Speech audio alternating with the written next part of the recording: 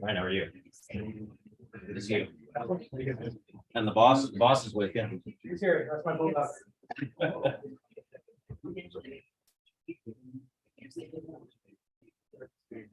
And my wife. Yeah, right there. Script besides this.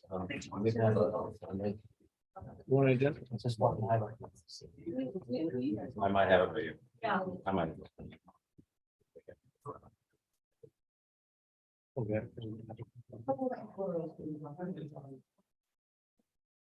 Thank you. Mr. Mayor.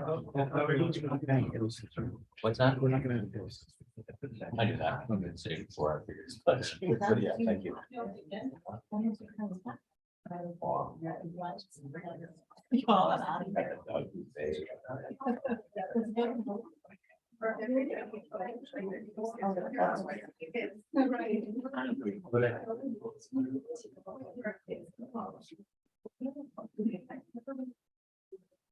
And 6:31, we're good to go.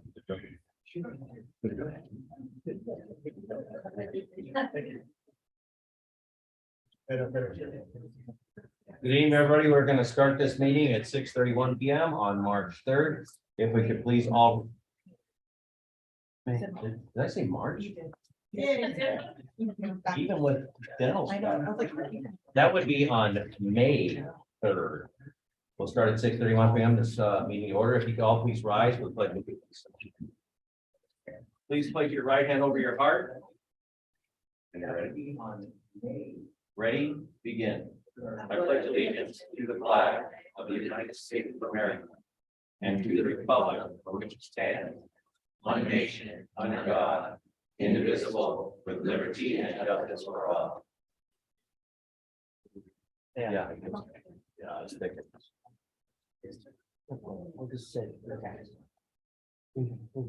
I'd like to call this meeting to order, a special meeting of the City of Laverne Council for May 3rd, 2023. We have Mr. Domer. Can you please conduct roll call? Thank you, Mr. Mayor. So Councilmember Castellagita. Here. Councilmember Lau. Present. Mayor Pro Tem Crosby. Here. Councilmember Johnson via remote. Here. Oh, I've got him. Okay. Chair. Yeah. And then Mayor Hepburn. Present. Announcements of upcoming community events. We had a lot of community announcements at Monday's meeting, but I do want to add one item, as tomorrow is National Prayer Day. For those interested in its origins, having started in 1952 with the Joint Resolution of Congress, you can visit at www.nationaldayofprayer, all one word, .org. Do we have any announcements, public announcements right now? Please, Ms. Berry.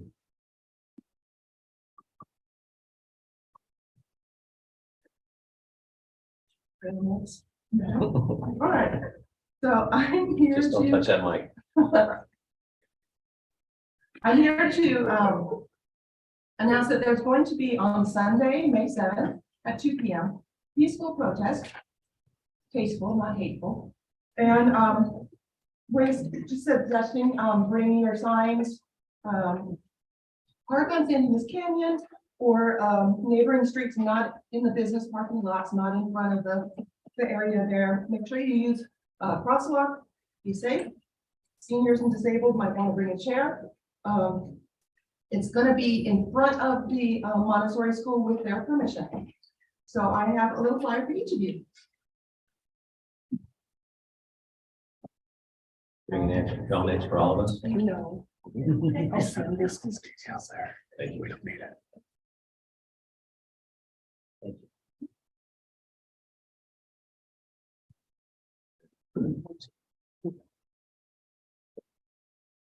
Thank you, Ms. Berry. Anyone else on announcements?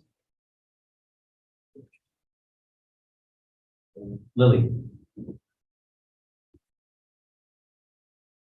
Hi, my name is Lily Brano. I want to make an announcement. It's at the same time right now at that meeting in the school board, for the school board. I'm watching the live stream. Actually, there are some parents went right now. So if possible, after this meeting, it's still on. I hope people will support because some parents are very brave to went there to read the poem book in library.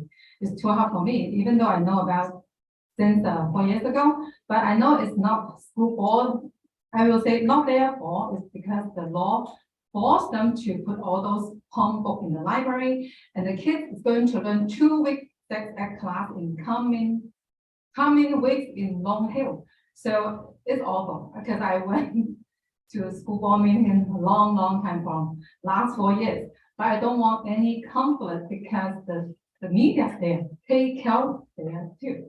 So I hope something just like a school board member, we vote for them and then we support them. There are not much things they could do at this moment, but just like I said, as an elect official, school board member and the city council, sometimes we don't have to follow the law like 100%. There's some flexibility, right? So that's why we're here tonight. Okay, I hope some people will go to support after this meeting. Prepare. Thank you. Thank you, Lily. Anyone else? Ms. Cruz? Long time no see. Yeah, exactly. Kathy Kalusek, representing the Laverne Historical Society. Since Sherry isn't here, I will announce our field trip that we're taking next Saturday, this coming up Saturday, to the Nethercutt Museum. We're going to take a nice big air-conditioned bus. If you want to go, contact Sherry to get your reservation. We're going to take the bus there. We'll meet at Sherry's at 8:30. She's on Bradford. And we'll get back to town at 4. And it'll be a lot of fun. And then, of course, our mayor always says we've got to plug membership. So we are always taking new You're jumping memberships. ahead of me here. Come on. Renewing your membership for 2023. Or a lifetime Just one membership. day. No, I was gonna get to that. Okay. but 20 individual, 25 family, 200 if you want a lifetime membership. I did that because then I don't have to worry about, renewing my membership dues. So, I think that's it for now. So, thank you. guys. Thank you very much. Anyone else on the public announcements? With that, we're going to close announcements. We're going to bring it up to the dais. We only have one item tonight for consideration. However, before we get to it, Mr. City Manager, you needed to conduct an action regarding Councilmember Johnson's participation tonight since he is participating remotely. Yes, thank you, Mr. Mayor. Councilmember Johnson is participating in tonight's meeting remotely. The passage of Assembly Bill 2449 allows remote participation under certain conditions. Since this has come up since a publication of the agenda, we'll need to vote to take immediate action to allow his participation. So accordingly, the council president in the chamber will need to have it's a 4/5 vote, but it's unanimous to allow his participation. After that, the vote on the actual item will be a vote to appropriately, we'll do voice votes since he is at a remote location. And then also just to confirm, Councilmember Johnson, is the only other person present in the room with you, your wife? Yes, that's correct. Great. No, we don't need that. So perfect. Some of the weird things of the law, but that settles that. Mr. Mayor, back to you. Thank you very much. With that, we will need a motion to allow Councilmember Johnson remote participation under the guidelines of AB 2449. Do I have a motion? I so move to allow Mr. Johnson to be remote tonight. Section. Second, vote please. That's being unanimous. And that carries 4-0. Okay. Do you want a voice vote? No, Okay, so- for that, that's good. Okay, but for another for one, the- we're gonna do a yeah, voice for vote. everything else now that he's Okay, very participating, good. yes. Okay, Mr. Gilmore, will you provide a report on this item tonight before us, please? Yes, thank you. Well, on Monday, you directed that there be a special meeting to hear a letter of opposition to the proposed development at 740 East Foothill Boulevard in San Dimas, unincorporated area of San Dimas. As we know, this project has been circulating through the county process, but recently was revealed to the public and to the two cities. The two cities are taking action, some in concert, some on their own, but The attached letter is with the staff report. And looking at the letter, basically, there's an introduction, there's a paragraph about, quite frankly, all that the city of Laverne has done with regard to homelessness and other matters, just because it is important to state that, because sometimes people will say you're only opposing this because of that issue, but truly the crux of the matter is, this is being opposed because of the process that has been followed so far, which has completely lacked public engagement, notification. And of course, there are a lot of issues with the building itself, the height, the density and everything else. So this is the draft letter, and I believe at this time there's no questions by the council. Open it up to public comments. Any question, council? With that, we'll open up public comment. I have one public comment right here. I've got it from Mr. Galdon.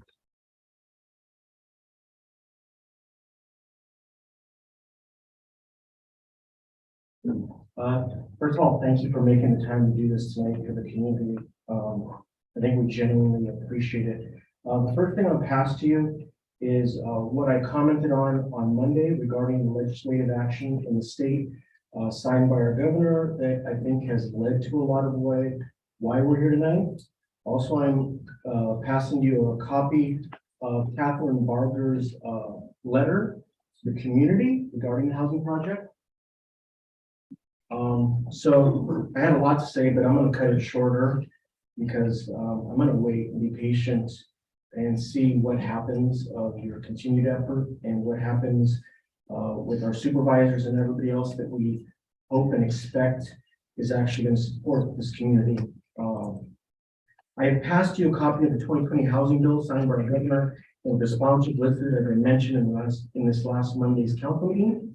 I feel it's important for everyone to know the facts on part of why we're here today. Additionally, I passed you a letter of response from Supervisor Catherine Barger's office, which was sent to those who have expressed concern or interest in the 740 Foothill project. I would like the materials passed to you to be put in the public record for all to see. The following excerpt is taken directly from that letter dated just yesterday from Catherine Barger's office, May 2nd, 2023. Quote, "The County of Los Angeles and the cities of San Dimas and Laverne have no authority to stop this affordable housing project from being built." End quote. So I ask, is this true? Our city is now at the mercy, seemingly, of politicians who encourage and incentivize this gross development, but also developers who, playing under these new and favorable rules to them, are now preying on our communities and getting money to do it. As they overbuild within and around us, they will forever cling to Laverne, we know.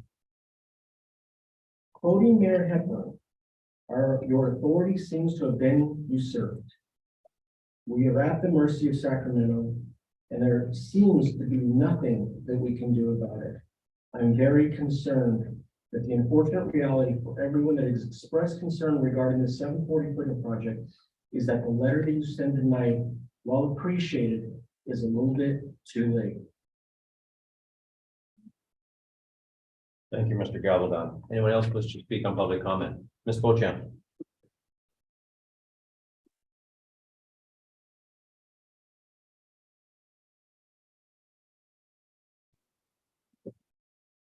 Good evening, council and mayor. It was just a little bit too coincidental that today, May 3rd, there was an article in the Inland Valley Daily Bulletin in the opinion section written by John Fall, who was addressing this very issue. It talks about how the gold lines and these metro rail systems have their ridership is dramatically down. And the state of California will need at least $25 billion for this to continue. Rather than spend the money on building these trains, we need to spend the money on dealing with the population who ride these trains. Incarceration, mental health, drug rehab, temporary housing for people who truly deserve, seniors, veterans, families, people that actually work jobs but cannot afford a place to live. But we need to also, as Mr. Galvin just stated, we need to work with our county supervisors, our state assemblymen, and state senators so that we can find the appropriate location for these projects to be built. The location of 740 Foothill is not that location. They talked about, National Corps discussed the 5-mile radius. If you look 5 miles north of that is single-family homes and the Angeles National Forest. How is that resource for the homeless people there? I think the letter that was drafted from the city was excellent. It talked about what we already do, similarly when we did with the camps, that we already service many of the youth. Rather than be NIMBY, say that we already are contributing to helping to find a solution. But I also want to say thank you for having this special meeting, drafting this letter, and really supporting the residents, because that speaks volumes. Because without the council supporting the residents, then we don't have unity, and that's what a community needs. With that said, I wish that it had been done sooner. I know Mr. Domer and Mr. Constantine, the city manager of San Dimas, were working collectively, trying to work with Barker's office and trying to come up with a solution to avoid having this done. But once they saw that it was going to go through, that decision to have put it on the agenda should have been made at that time, knowing that there was a meeting already scheduled for May 1st, knowing that there was a lot of angry residents, people had questions, people are afraid. I mean, there were people, there was a woman who was in tears on Sunday afternoon in fear of what is going to come to her neighborhood, in fear of the safety of her children. So this is a very serious issue. I thank you again for making the time to attend this special meeting and send this letter. Thank you, Ms. Beauchamp. Anyone else like to speak on this issue? This item? Ms. Sullivan.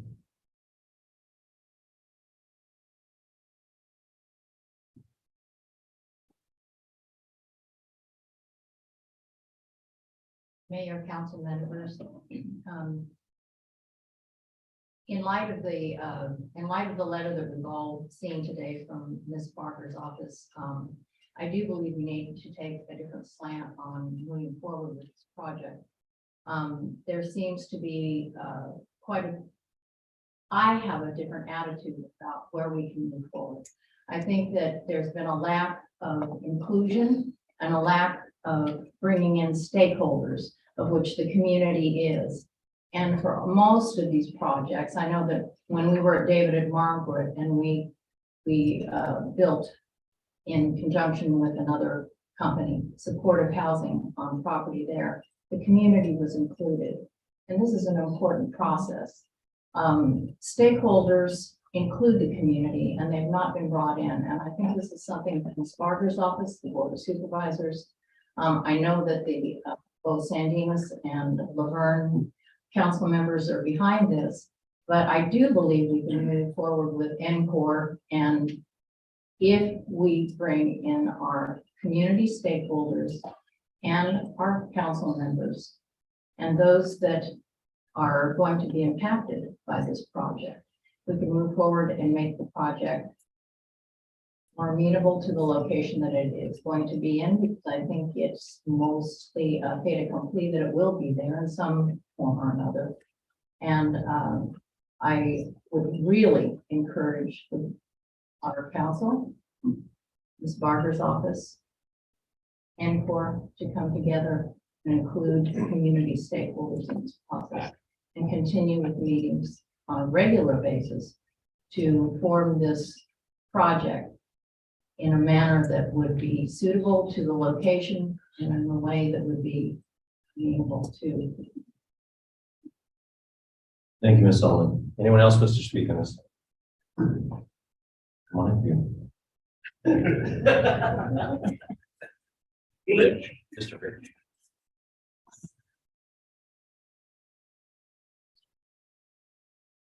Well, Rich Gill, live in the Bosquen Homes. Thank you for some of you that are over here that have already emailed me with a second volley that I've submitted to our supervisors and people so far. The letter that was submitted by Barger and her staff is just a wall. Another wall of Jericho. And the wall will come down. I'm not gonna stop. I'm not gonna roll over.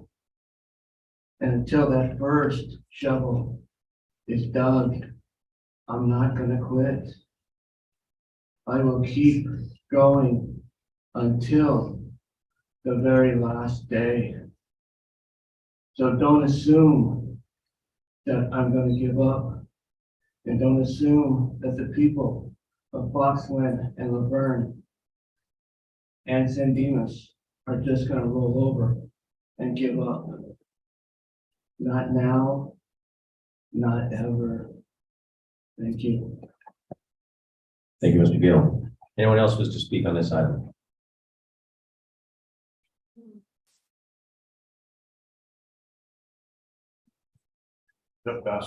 Essex Avenue.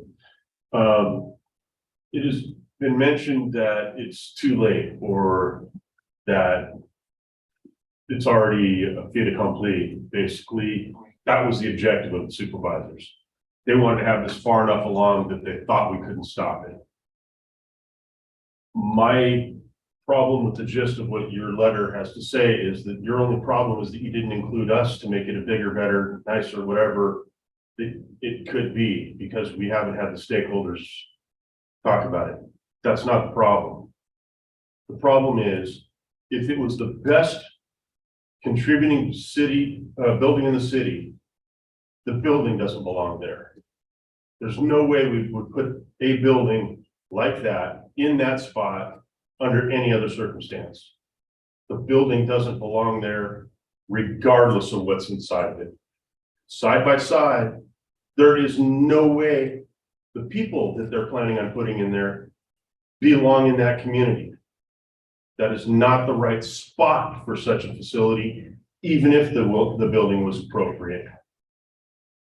We need to not have that location chosen for that application, period. And that is the gist of what we should be working with your letter to Ms. Barger. On Monday, I suggested there might be another location that you can consider. If that's what you have to offer up as an alternative, that's what you offer up to make it happen with community involvement. This location is not acceptable, period. And that's the stance that we need to take as a city, as a community, with everyone united. Thank you, Mr. Bassett. Anyone else? Yes. In reference to the gentleman that just spoke and the lady that Can spoke. you state your name and address? My name is Bill Smith. And I'm a resident of Laverne for the last 13 years. I agree with the gentleman. This is not the appropriate location for something of this nature.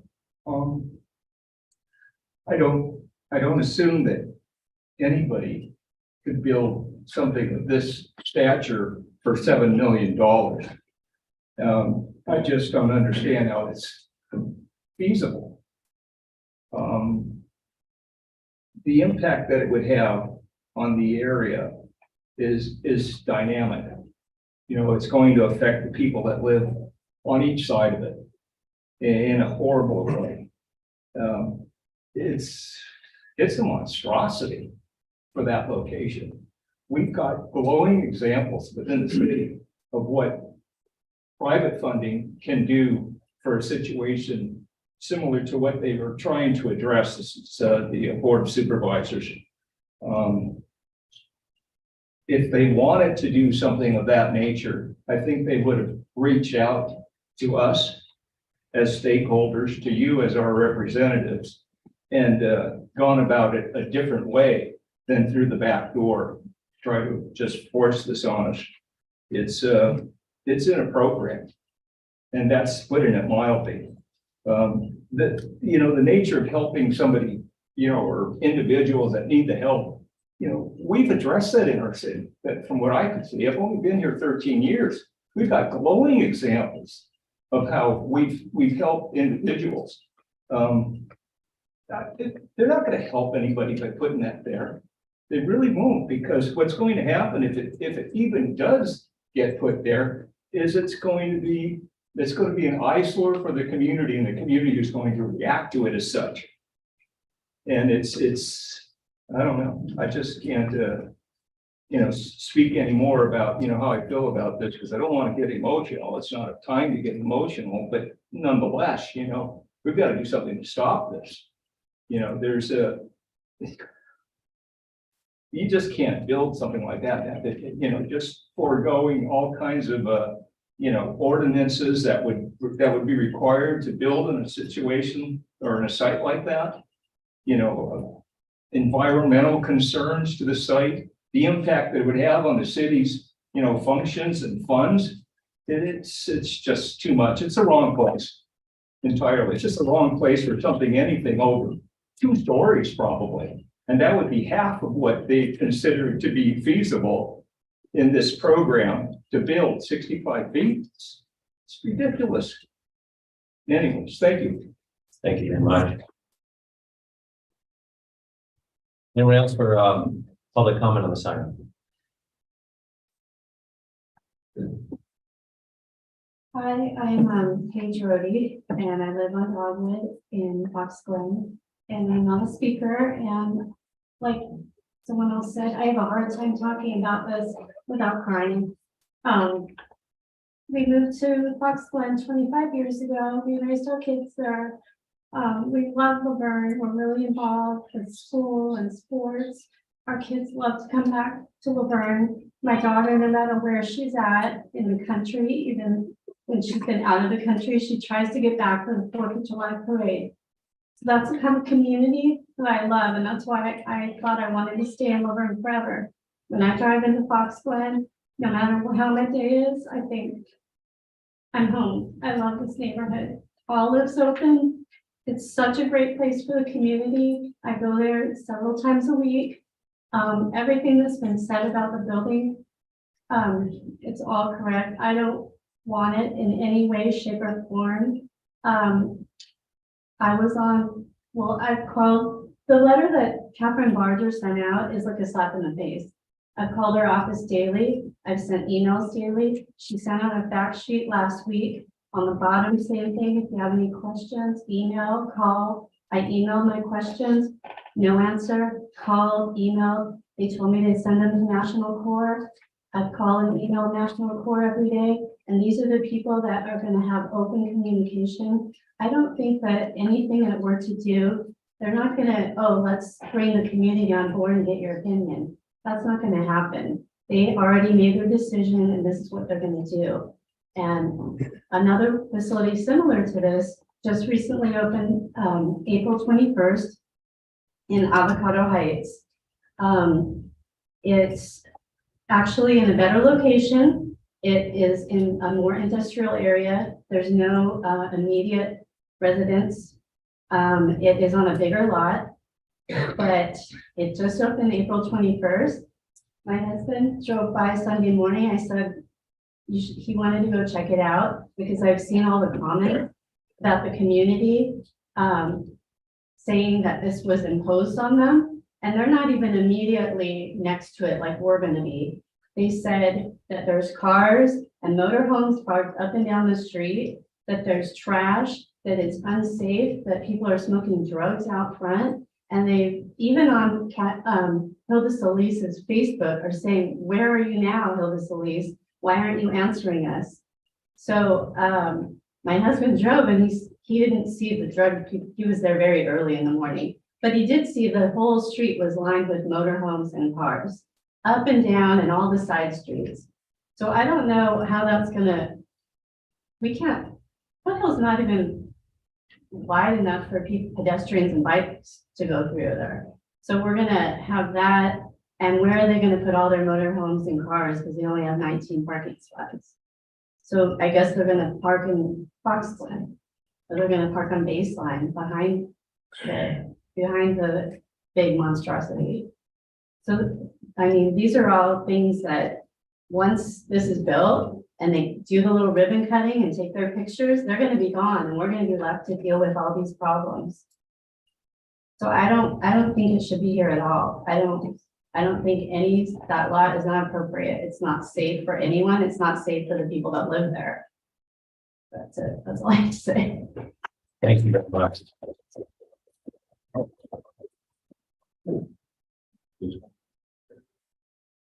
Anyone else, public comment? It's the duo. We're exhausted. So Hector and Ariana Castaneda and Fox Lake Community. So I just wrote down some notes. Everything everybody already said, we second that. But a couple of other things to note is, I don't know if I heard anybody say, but the extra resources that are going to be coming from our police department and our fire department. Somebody mentioned, I don't know if it was on Facebook post or maybe I overheard it, but the only way to get up to a 5-story building is through the fire engine that we have in Laverne, not San Dimas. So that's going to be our fire department if something goes wrong. There's only going to be one elevator. And this now, they're proposing it now, they change it over to make it a senior center or senior building, I'm sorry. Well, one elevator for seniors to go up to the 5th floor is not going to be enough. And, you know, my mom's 75 and she's still dangerous. So at 55 years old, I think that's still pretty young. I don't really think that. I'm 66, am I half dangerous? I like the way you put that. But yeah, I mean, 55 years old, they try to smooth it over and make it seem like it's gonna be safer just because they're saying it's seniors. Seniors are 55 now. 55 is like the new 30. So I don't really feel like that's gonna make much of a difference. The safety of our children is our top priority. And now, as many people know, there's fentanyl, which is the most deadly drug. And every day, more and more kids are being killed by that drug. And it's being used by a lot of people with addiction. So I fear that's going to be coming closer and closer to our streets. You know, we have the park right behind our house, San Dimas Canyon, and we've already found needles there, and we don't really have a huge population. So to bring this over to us is, you know, going to really affect our kids. That's actually the top priority for me, myself personally, is because we have small kids.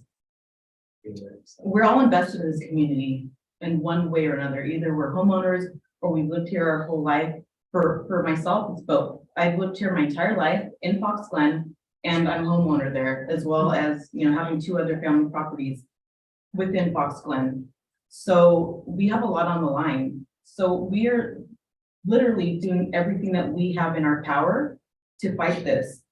But we need to find other ways to fight it than just, besides, you know, coming in here and speaking, you know, our voice, which is very powerful yet, but we need another strategy. We need to meet with National Court in person, or the representative, whoever their, I guess it's their acquisitions, or, you know, whoever's in charge of this. Also, Barger, she basically stabbed us all in the back. She's not representing us, and we need to hold her directly accountable, and we need to have a meeting with her in person. And I actually already spoke to somebody in city planning that said, please don't say my name, but the only way that you guys are going to be able to get this project to stop is if your representatives stop it, because it's, you know, it's already ready to be approved. I wrote a long email to the planner that is directly in charge of this project.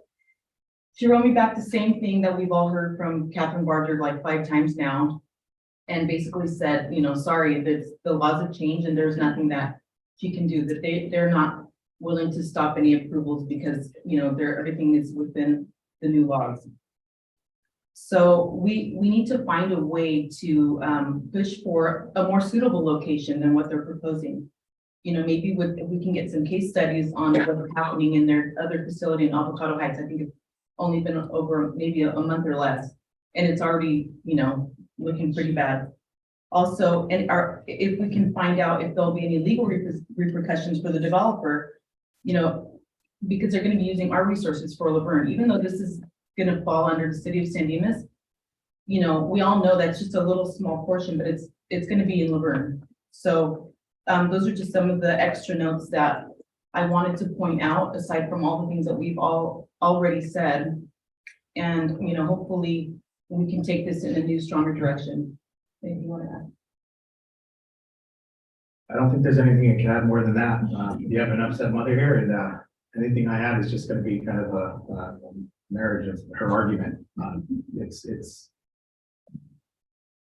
you know, we have young children. This is our prime motivation, and like we've been so active in this cause and trying to stop this building. You know, there's times and nights I feel defeated. I haven't gone, since this has all happened, I haven't gone to bed any earlier than 2 a.m. Doing research on National Core, which is fairly disturbing when you look at their track record and the lawsuits the ownership has been in. You know, we have some evidence that's pretty clear that they wear two hats. You know, they're a nonprofit, then they switch on the construction hat, and they're for profit, same ownership. So if you really start looking at what this is all about, and you know, it's disturbing, and you know, this is nothing more than a money grab with these companies. You know, right on the backs of our tax dollars.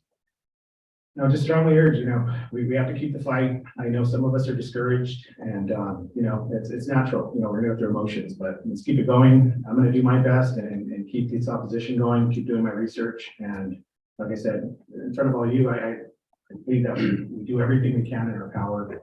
And I'm seeing it, you know, I'm seeing a change of pace here. And you know, I thank you guys. Thank you. That's all I have to say. Thank you, Gary, very much. Go ahead and bring him in. Yes, please.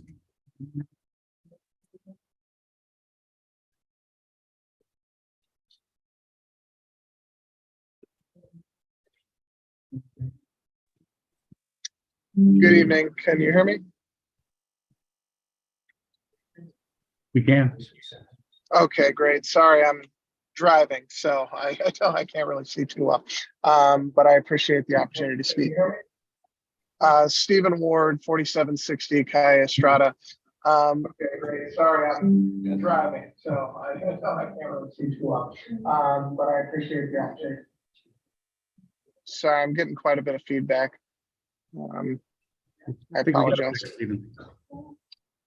Okay. Stephen Ward, 4760 Calle Estrada.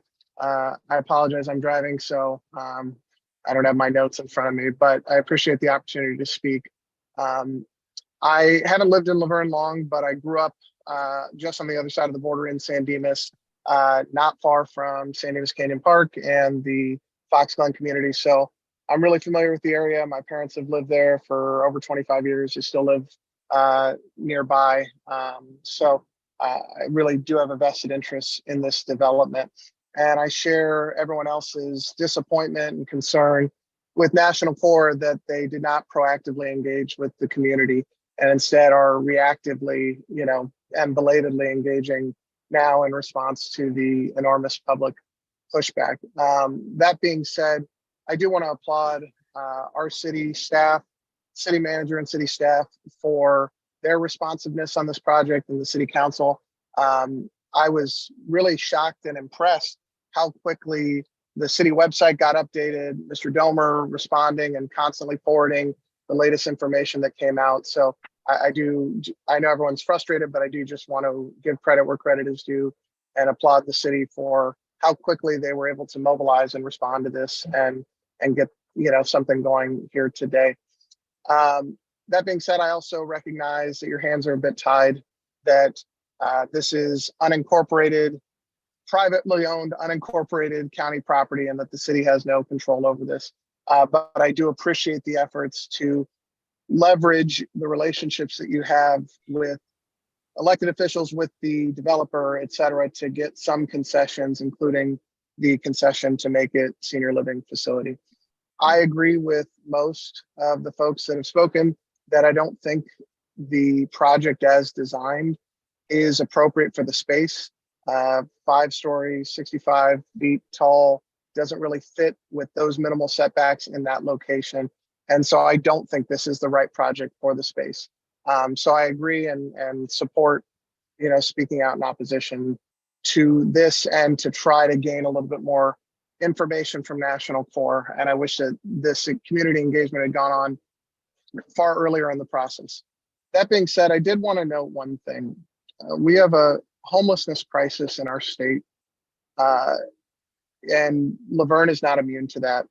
In the last homeless count, our homeless population or unhoused population has quadrupled in 2 years. And that probably undercounts folks that are living in cars, and it doesn't count at all of those folks that are on the precipice of being homeless, who are one bad break away from joining that group. I also know there's a lot of concerns about the increase in unhoused persons that might come with the Gold Line. And so I do think that we have an obligation, a moral, an ethical, a civic obligation to help those individuals that are the least fortunate among us. I was happy to see in the draft letter an endorsement of the importance of permanent supportive housing and what a critical step that can be in combating homelessness. And so while I agree with everyone else who's spoken that this particular plan as currently designed is not appropriate for that particular site, I hope that the vote today is not the last step or the last action that this council takes in response to this crisis, and that it's the beginning of a dialogue on how we can continue to combat homelessness and to assist those in need. Permanent supportive housing, when done correctly, has proven to be remarkably effective in getting people and keeping people off the streets.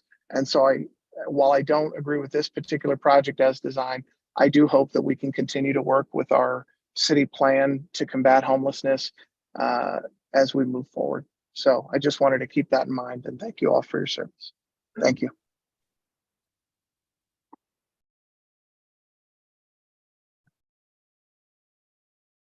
Anyone else on public comment? Ms. Berry.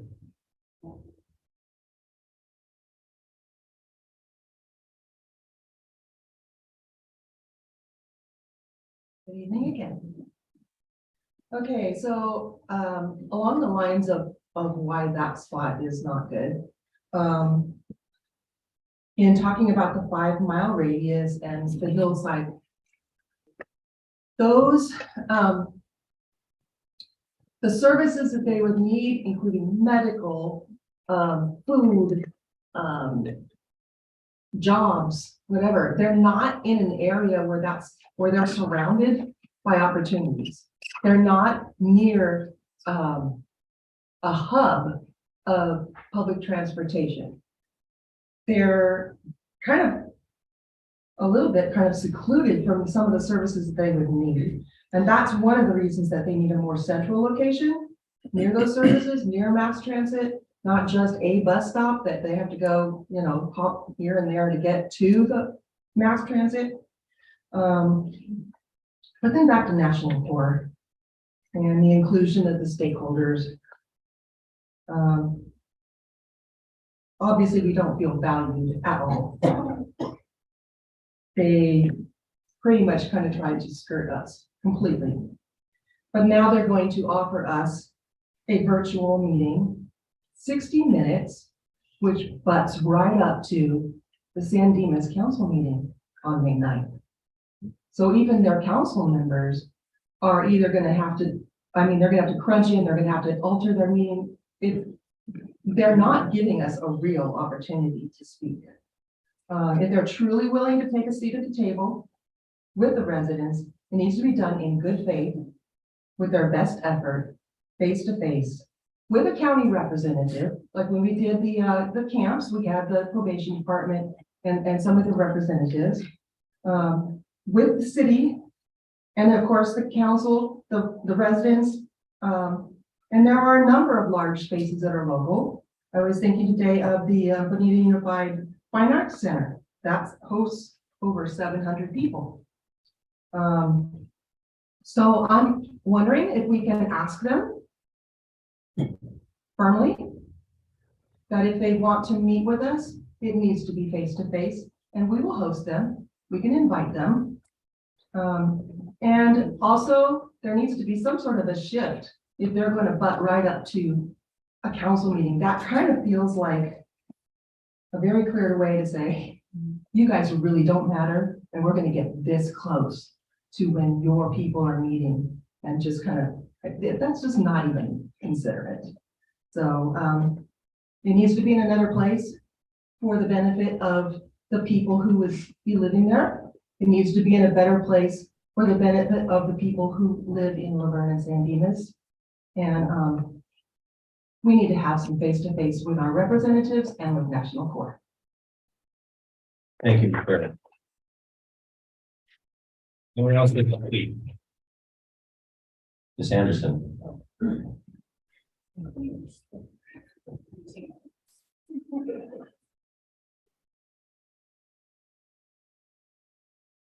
And Anderson.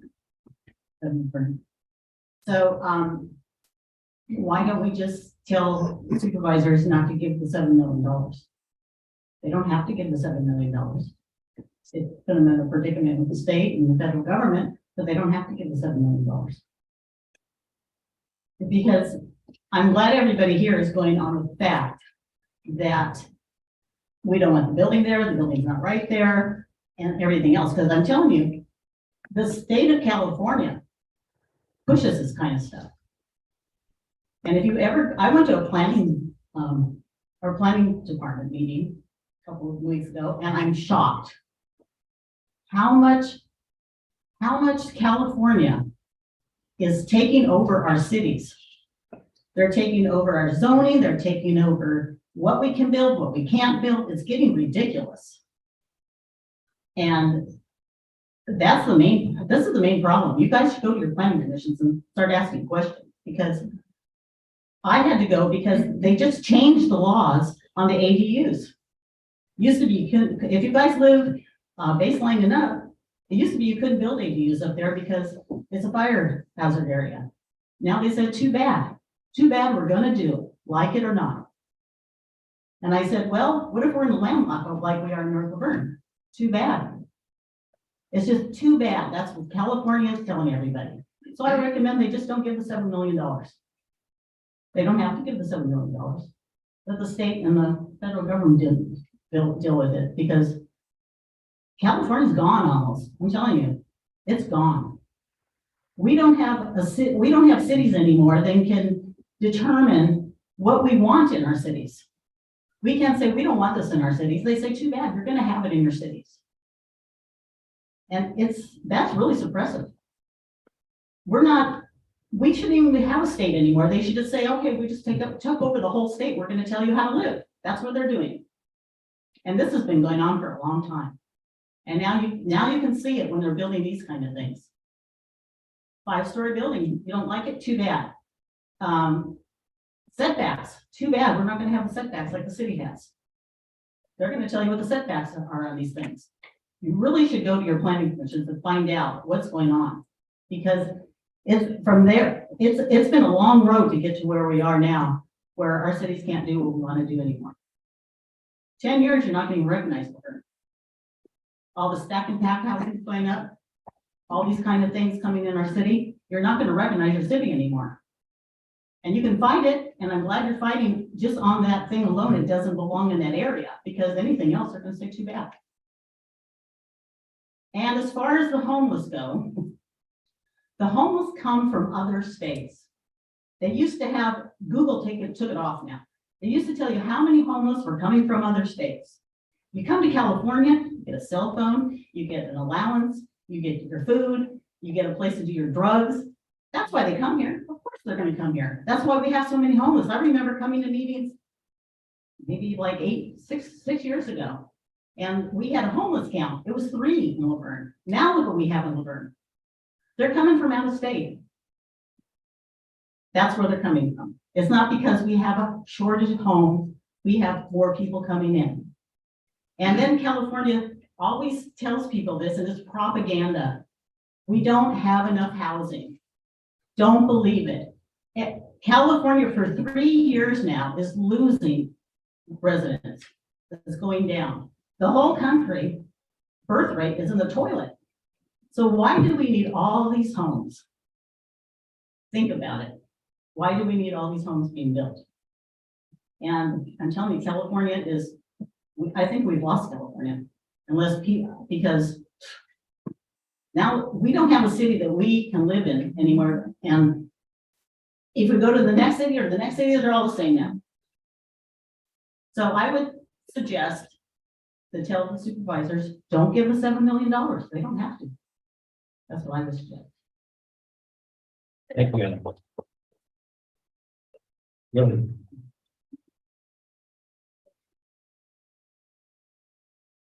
Me again. I just want to say, we count on you, okay? So what we supposed to do? So we vote for you guys. If they don't care, a citizen say we don't like it, at least we listen to 5 city council side and let us say, we don't want it as the resident. Yes, so we count on you, right? So we vote for you. And Roger, I think maybe I vote for her, I think so. But who you are, really, who I don't know you, right? It doesn't matter. So maybe one voice is not enough, but thousands people, thousands vote, that's a really voice. Because it's more like a communist country right now. I come from a communist country. I am Asian, I'm a minority. I grow up in communist country. I make money very early. I live in a building, and very beautiful building. And then why I come here? Because I love Laverne, small town, very beautiful. My husband said, I grow a rose garden to wait for you, right? Why you care about metropolitan? So I came here and now I grow 100 roses. You guys know I'm a rose lady. So I totally understand her.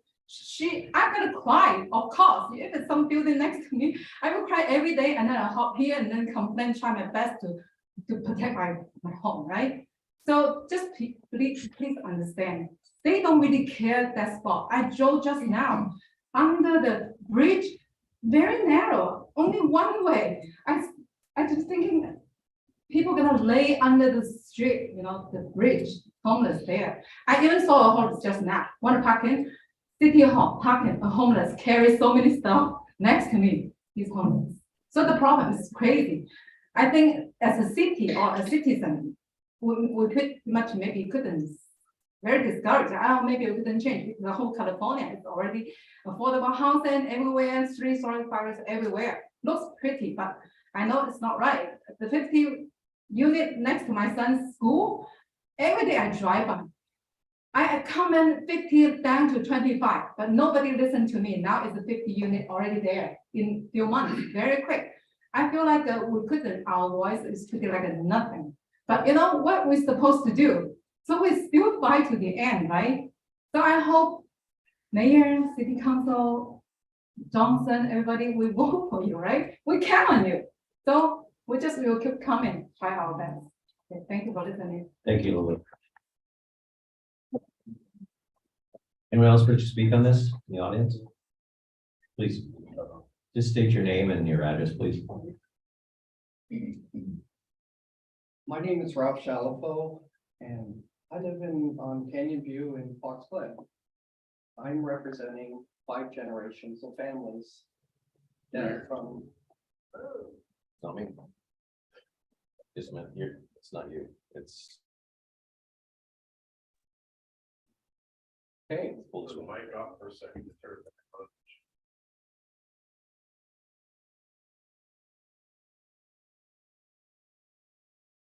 Families from Laverne Sandings.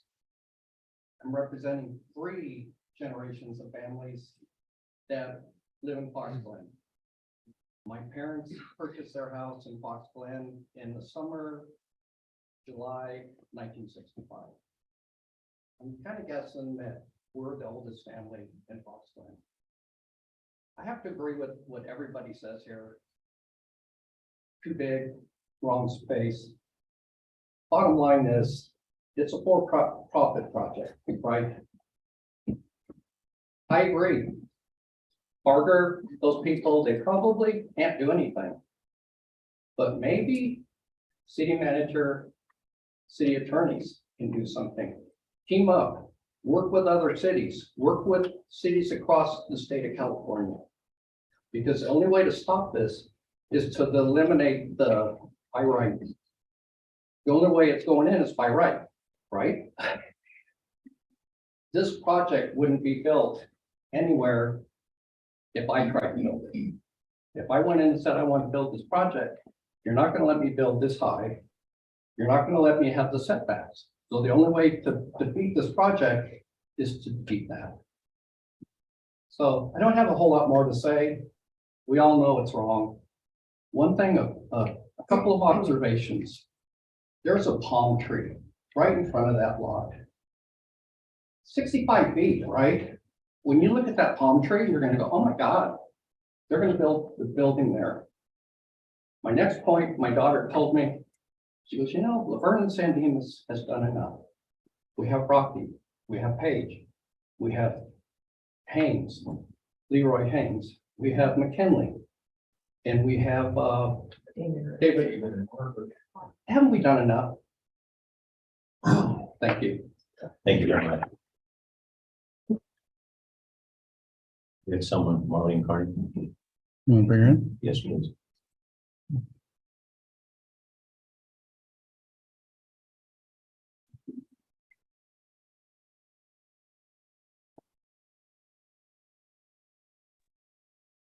Can you hear me? We can hear you. Yes. Okay.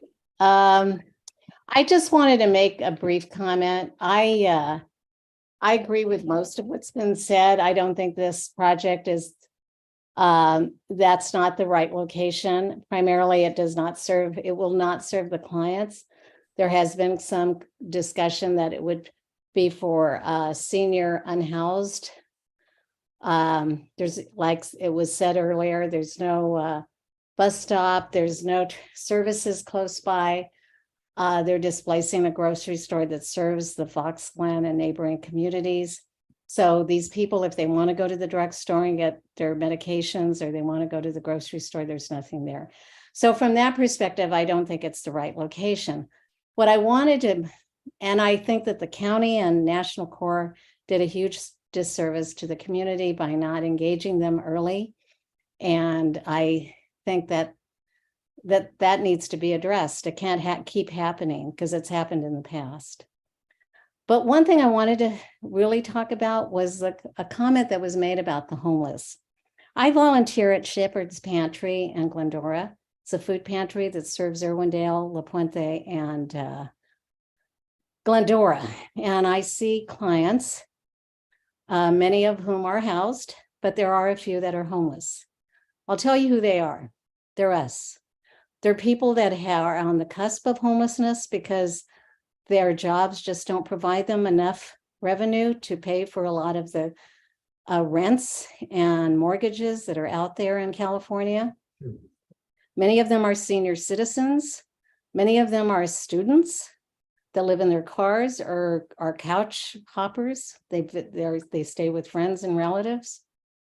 So the homeless aren't all coming from other states. They're us. They're people that have just hit some bad times. And suddenly they find themselves on the cusp of ending up on the streets. So I just wanted to kind of clarify that because I see it. I have friends and relatives. I have family that would be homeless if they didn't have the support system of us. So I just wanted to clarify that point. I would hope that the city might start a homeless and housing task force because this issue is not going to go away. The homeless population is out there. It is growing. There are many that cannot afford to live in this area. Many of our kids are moving away because they can't live here. They can't afford to pay rent. So we need to have some sort of task force that is put together by the city and the neighboring cities, maybe a coalition and group to kind of address this whole issue because it's not going to go away. So thank you for listening. That's it.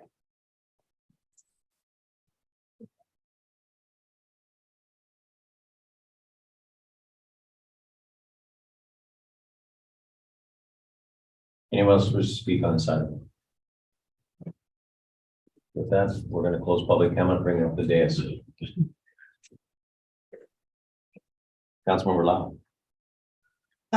Again, thank you for coming out. I know it's 2 nights this week for all of you, so I know that's not easy, especially if you've got other commitments, job, family, kids, all that stuff. So thank you for making the time to come out. I do want to also thank staff and city manager for documenting the comments that were made at Monday night's meeting, as well as via email from citizens and residents, as well as input from every member of this city council. And put it all into this letter. So, you know, the points that have been raised tonight, reiterated and reminded by all of you are things that are put in here. you know, is correct. There is something else that could be done with that funding and offering, I think, those alternatives and not succumbing to NIMBYism, I think is the way to make our arguments heard. And really drive home why this process has been flawed and why this particular project does not fit where it is proposed to fit. So, you know, again, I know that a letter was already in the work, but I think that it was impacted more by your voices and other things that we may not have thought about that could have been incorporated into this letter. So I just want to say thank you to all of you, and I want to say thank you to the staff and to this council for providing that feedback so that we could provide a comprehensive letter citing as many arguments as possible with respect to this. And I would echo the commentary that, you know, homelessness, that issue is not going to go away. And I think that we are doing quite a bit to alleviate those issues. But I implore all of us to remember that, as Marlene Carney said, that we are all potentially one step away, but for the grace of God, or the grace of our families, or the grace of our support systems. So I think, you know, there is an opportunity for compassion, but this is also an issue that relates to just the facts of the matter. And I appreciate all of you for being very factual about what is happening. So. Thank you, Councilmember Lyle. Councilmember Cash. Should I speak freely here? I understand your concerns. Good evening, everybody, first and foremost. My name is Cash. Many don't know me. I am a proud Laverne resident. I always end my statements with Laverne strong. That's what we want. We're gonna be Laverne strong. I understand the communities that affect. If it affects you there in the Fox Glen, then it affects me here as well. I'm a Laverne resident, long-time Laverne resident, since I went to going in Graceville, those were the days.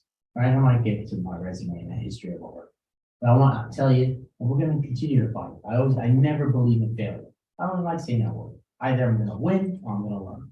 But I do understand this.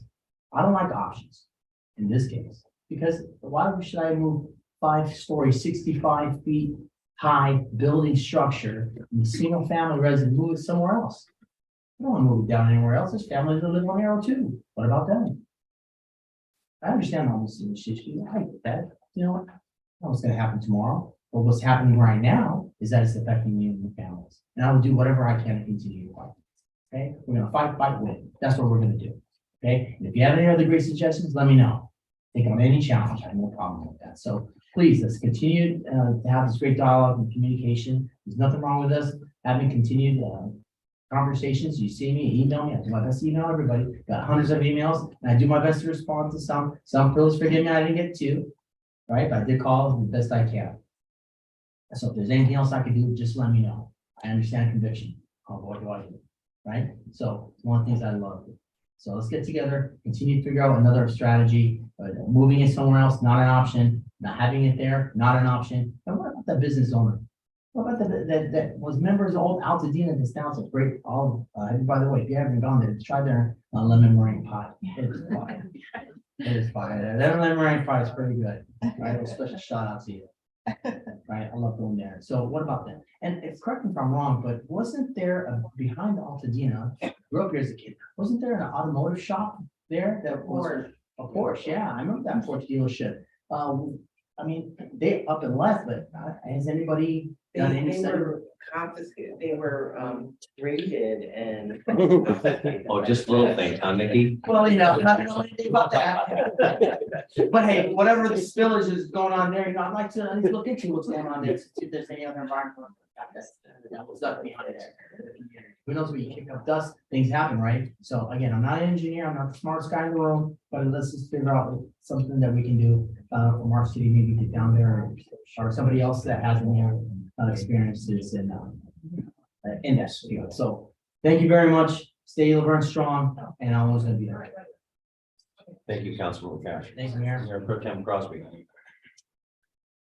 On Monday, a couple residents was stated that we weren't talking about that we were, as a council, not doing anything about this. And I just want to set the record straight. What I've done, and I know my other council members have done as well. In the past 2 weeks, I personally have met with the San Dimas city manager and mayor Barger's office, Rubio's office, put in calls to Solis's office. Even last night, I met with Barger's office and Rubio's office and spoke to them about this as well. Just because we might not be on social media and cheering and doing that, we are doing that. I want to make sure that we are all out there. And I know every council member up here has done similar things or every one of those things too. And our city manager has and staff has met personally with all those offices as well. I would like, though, our city to not only reach out to our own district, but I want them to reach out and set meetings up with Han's office, Horvath's office, and Mitchell's office, though, too, because I believe it's not just a one vote of Barger, and I don't honestly, so he hasn't much contact, we done much. I want to reach out to all of the supervisors' offices because we are all part of LA County. Just because I'm in District 2, voted throughout, but I'm in District 2, doesn't mean I only care about District 2. I care about all of them. As our supervisors should not just only care about their own district, but all of the county. And so that's why we should make sure and have calls there too. I stand with the residents in saying that meetings about this, the community outreaches, should not be over Zoom. They should be in person. People can't be hiding behind screens. Thank you, Mr. Johnson, for being here. Appreciate it. He was Thanks, here Rick. Monday. I have no commentary. I swear, I'm sorry to say that out there. No, That little man behind the but screen. you know, we're not gonna hide behind screens to listen to you. You come up here, 23 people spoke on Monday. I haven't counted how many people spoke tonight.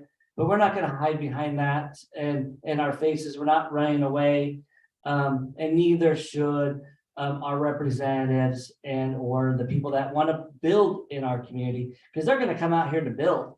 So why can't they come out here and listen to us and see us in person and be able to look to us in the face?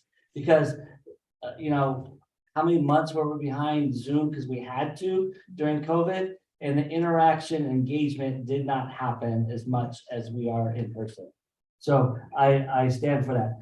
And what we do in this community, we do great things in this community for huge populations of need. It's been brought out, the Leroy's Homes was here before most of our homes were ever built.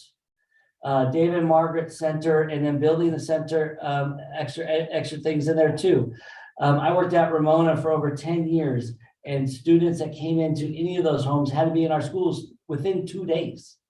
And worked with all kids, worked with all people that coming in and need and really help them out. And countless group homes that are in Laverne that are not even part of that we work with in every day too. So it's not about not doing your due and not doing for people. It's that 5-story building. We're building here right off Fruit, a 3-story building. Imagine 2 more stories going up, driving by that building does not belong in that area. And that sentiments were stated by Barger's office and Rubio's office to me last night about the size and places there. You know, I have co-workers of mine that I worked with when I was a teacher at Ramona that live on Baseline Road, the road right behind. They own 3 different homes back there, and their backyard's gonna go like this, looking straight up. Can't happen. I know when parents complained about the solar pieces being put at Ramona because they're right by their neighborhoods, the school district took them down right away because of the complaints that were lived in their backyard. These are people, and we're a community that listens to our residents, and we do things about it. We can't have people coming in outside and doing stuff into our community and putting things where it doesn't work, it doesn't fit. Believe and stand with every resident opposing this, and really, truly thanks to our city and city manager and staff for jumping on this. The first morning that got the call, thank you, Mayor, for putting out a mayor.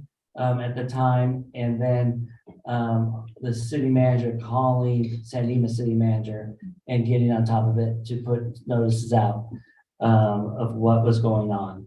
And thank goodness it stopped for that county supervisors meeting, got postponed to the 16th, and now got postponed until they can have community engagement. Well, it should be postponed until we got community engagement in San Dimas and Laverne.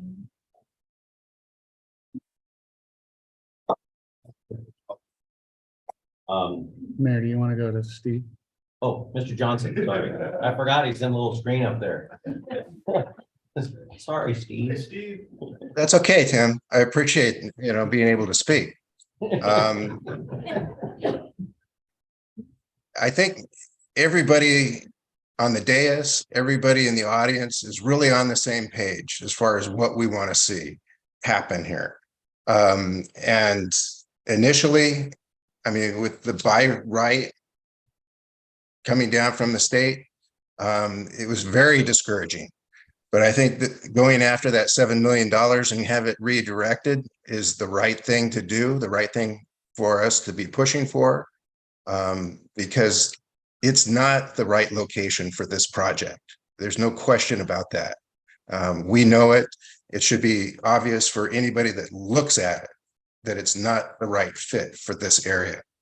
I'm just glad that staff has gotten us to where we are right now, to where we can vote on this. This letter that we've drafted, that Ken has drafted for us. I'm pleased with where we are right now, but it's not over. That's for sure. Okay. Attaboy. No, it's weird. It's like Steve. You can see too. Well, I think you've heard from the council and pretty much we haven't just been sitting on our thumbs. This thing came fast at us, and I think our staff, Mr. Domer, and also Chris Constantine, the city manager of San Dimas, and also Emmett Bader, Ryan Vienna, myself, with finding this out on the day of the meeting when they were going to vote on this, were able to stop that, along with our city staff and also with their deputy chief, Barger. She understands that this didn't go well, as Mayor Pro Tem Crosby stated. She pushed it off to the 16th. Now it's for another date. Bottom line, has no business being here at all, period. It affects all of our lives. All of us, I've lived here 40 plus years, just about 40 years, raised all my kids here. It's a tough time right now with the state mandating what we have to do as a city, and the rules and regulations and everything that has to do with building. And this particular piece of property and this particular building has no business whatsoever being in the city. We will fight it as a unity here, as you can see, with our city managers. Also, the meeting needs to be in person.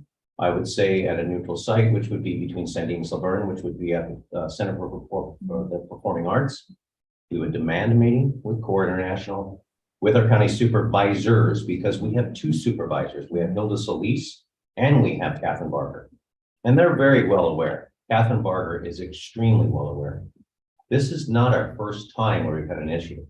As many people in this room noted with Affabah Page. And I don't know if anyone listened to the news. Affabah Page was how long ago, Pam? 2 years? It was pre-pandemic, 2 years. And I know that Danita Beauchamp has been watching that. Just today or yesterday at their meeting, they decided, now mind you, they were looking at Affabah Page, they were looking at Scudder Scott, they were looking at all these locations where it has the same situation as us. It's like, how much more do we have to give in our communities between, as the gentleman stated from San Dimas, between Affabah Page and the youth, and between David and Margaret, and between McKinley, between Rockney, and between Haynes? How much more do we have to give?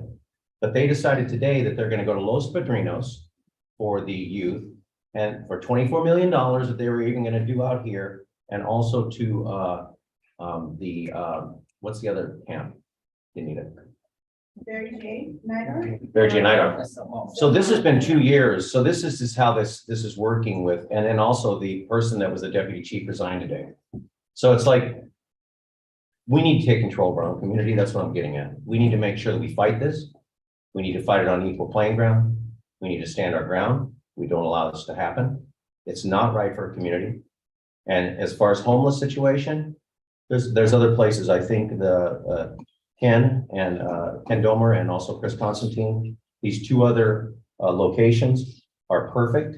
We've got a housing for the veterans. And then we have, which is the NOFA 28, the order of $7 million of US Vets Housing Corporation and Jubileo Village Fulfillment. So we're gonna fight this, guys. We're gonna fight it together, but we need everyone together on this. We need to do it as a front. We're all together on this as a council. Our city managers are all together on this. We need to get out to our county supervisors, every single one of them, as Mayor Pro Tem Crosby said. This letter is going out to them, also to Assemblymember Holden, also to Senator Portantino, and also Susan Rubio. She's gonna be taking over soon. You know, our community is wonderful. And you know what? It has no business being here. It will destroy the fabric of what we've all grown and loved, which is the quiet little Laverne. And like I say, we're not NIMBYs here in Laverne. We're a very generous community. So with that, we're gonna fight it. It's not here, not now, not in our neighborhood. So we will fight it any way we can. With that, I need a motion. A motion to have a letter of opposition to proposed development at 740 Foothill Boulevard in San Dimas. Second. Oh, we have to vote by voice? Yes, Mr. Mayor, members of council will do a voice vote. So I'm gonna go with Councilmember Kashifagita, Yes. Councilmember Johnson, Yes. Councilmember Lau, Yes. Mayor Pro Tem Crosby, Yes. Mayor Hepburn. Absolutely, yes. Motion passes by ballot.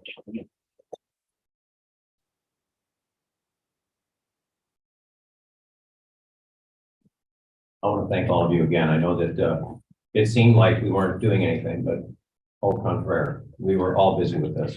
And like I say, I appreciate all your input. This affects all of our lives. And we will be, any information as you've seen, which our previous administration, a lot of information didn't get out sometimes. We are on a track for total transparency right here.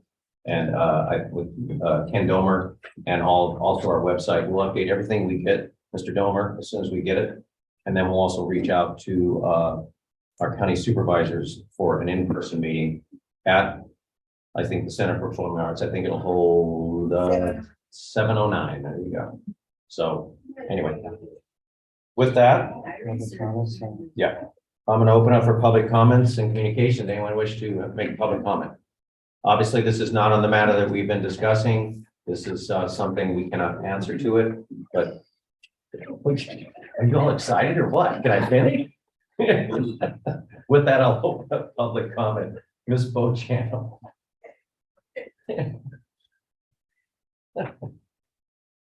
Thought you had to go to the bathroom or something. Oh, I just happened to think of something that's been like bugging me a little bit.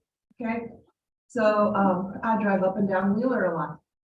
And the signal that is at Via the Mansion drives us crazy. Too slow? North or south? No, it'll be like 10 o'clock at night. Nobody's going the other way and it'll stop.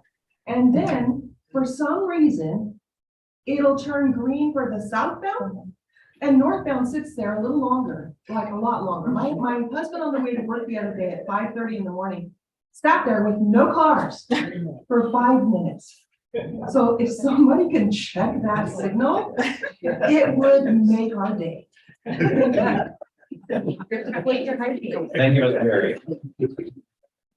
So there's a thing called the 3-minute rule, and you just kind of like, oh, wait, that's not a rule.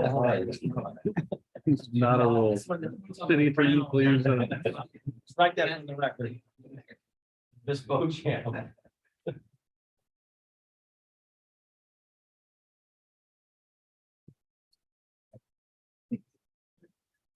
So just as you guys just voted 5-0 to send this letter out to everybody that needs to get it.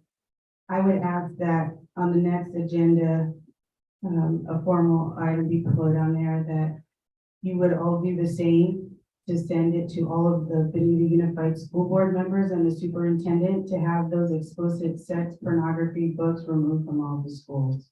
Thank you. Thank you. Ms. Ford. Anyone else in public comment? Mr. Bassel. Rich Gill's put together a Facebook page that is kind of a clearinghouse for a lot of people for the stuff regarding 740 Foothill. I'd like to ask the council to post the stuff that you've been doing to that so everybody can see it. And also, I believe there's the Nextdoor app has something pretty similar to keep everyone abreast. That's trying to stay on top of things without having to bug you about every little thing you're doing. Thank you, Mr. Bassel. Mr. Galvin.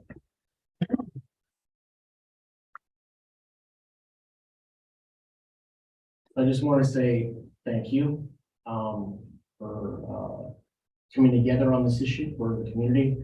I've been fairly actively participating since 2020, and I think it's the first time we've actually seen the council really stand with conviction behind a very important issue that I think it only feels NIMBY when it happens to you.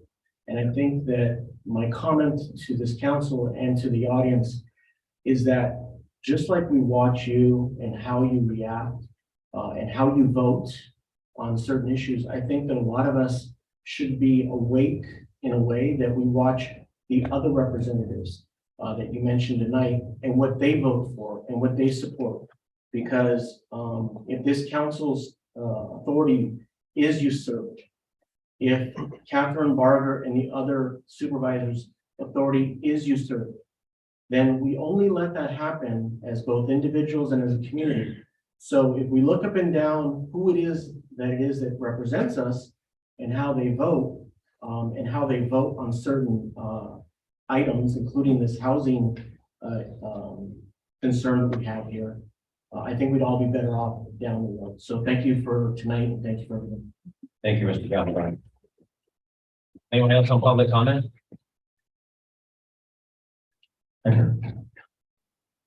Just real quickly, I didn't mention this on the last, and I know we've been talking about this project with the 5-story building, maybe do some figure out our opposition. I did go to regional planning today with the County of Los Angeles, and the gentleman there seemed to somewhat be opposed to the project as well, and you know, kind of deflated my balloon when she mentioned, you know, this is a tough battle they're going to come into, and you know, I understand that. But he did mention, and somebody mentioned it earlier, but one of our graces on this is finding studies on our sewer system that's currently running along Foothill and the capacity it's able to carry, and then also our traffic and how that building, you know, with that many residents, the traffic survey. Now, I'm not sure how to get that. I know that's having to Caltrans with the traffic, that particular area because it's 166. But I know I spent a ton of time on this, but if anybody's able to, I'll do my best to get that as well. To get those sewer studies and see how that would be affected. I mean, no way to engineer that would be qualified to figure that out, but if those resources are available, I know that's a fighting chance. Thank you very much. Anyone else on public comment? With that, we'll close public comment of the day. Any comments from council? As well, I just want to thank everybody for coming tonight, and we will update you as soon as we get information. And in fact, those are interesting points. Yeah, interesting points. Yes, sir. Mr. Domer. I'll defer to Councilmember Johnson if he has anything, and then Mr. Johnson, any comments? I just want to thank you for letting me participate in this tonight. And thank staff for allowing, you know, and providing me the link to get in. So I appreciate that. You're welcome, Mr. Johnson. We actually voted on it too. Yes, and Mr. Mayor, members of council, on the agenda also, we have a closed session item.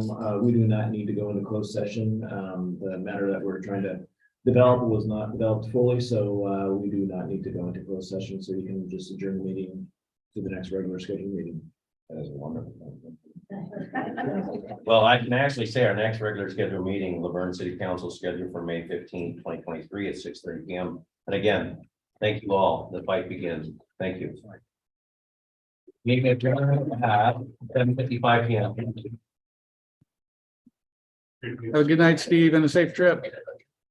Thanks, JR. Sure. Yes, yeah. You need a, for me? We know, JR.